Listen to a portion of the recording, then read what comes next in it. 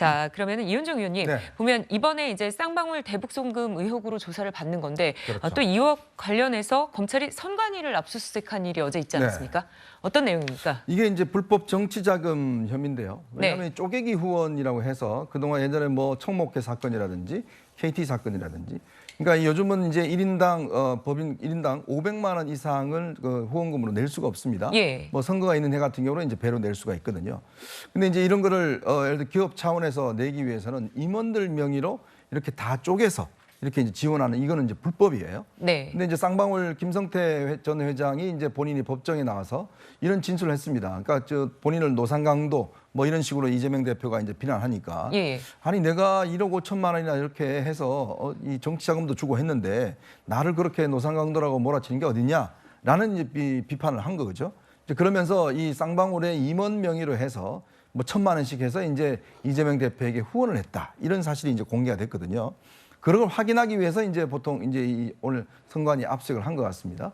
근데 보통 이렇게 그 고액 단위로 이제 그 후원금을 할 경우에 보통 이제 그 이 후원금을 받는 국회의원이나 이런 사람들이 감사의 인사를 많이 하거든요. 네. 근데 과연 그렇다면 이재명 대표가 김성태 회장을 전혀 몰랐다. 예를 들어서 뭐 전화 한 번 잠깐 통화한 사이다라고 하는 것이 과연 사실일까? 이렇게 많은 돈을 후원하고 또 뭐 때 있을 때마다 여러 가지 어떤 지원을 했던 상황인데 과연 그런 김성태 전 회장을 몰랐을까라는 부분에 대한 의문도 이 조사를 통해서 일단 풀어야 될 것 같습니다. 네. 그런데 이 대표 소환을 앞두고 이화영 전 경기부지사의 자필 편지가 또 공개됐습니다. 새 변호사를 선임한 후 나온 입장인데 지난 7월에는 진술 번복 논란 뒤에 이 전 부지사의 옥중 편지가 나왔을 때 부인이 이런 얘기를 했습니다. 제가 이제 저기를 찾아갔어요, 구치소로. 이제 그 석견 변호사랑. 그 옥중 편지를 써서 주신 거예요. 거기 보면 분명히 본인은 보고 안 했다고 나오잖아요. 전학 사실도 없고.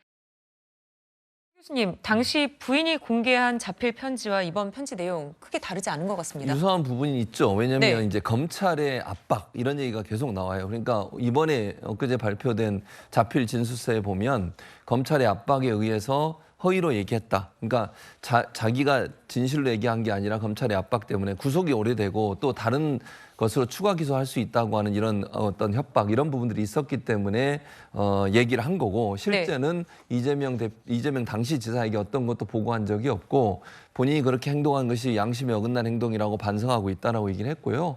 그래서 이제 검찰이 어떻게든지 이재명 대표의 연관성을 만들어내기 위해서 본인에게 압박을 가했다. 그것 때문에 결국은 진술이 번복됐었고 지금에 와서는 그걸 후회하고 있고 그 진술은 잘못된 것이다. 그렇게 밝히고 있는 거죠.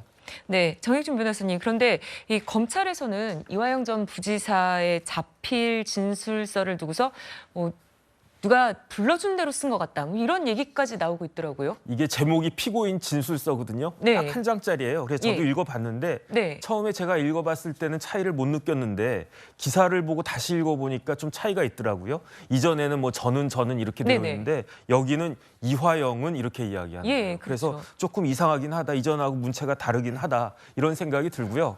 사실 변호사들이 뭐 진술서, 반성문 이런 거 미리 써준 다음에 그냥 자필로 이제 당신 그대로 받아 써라. 왜냐하면 그런 거 쓰는 거 귀찮기도 하고 잘 모르기도 하고 하니까. 네. 그래서 변호사들이 불러주고 그걸 받아 쓰는 경우는 사실 이렇게 드문 건 아니고요.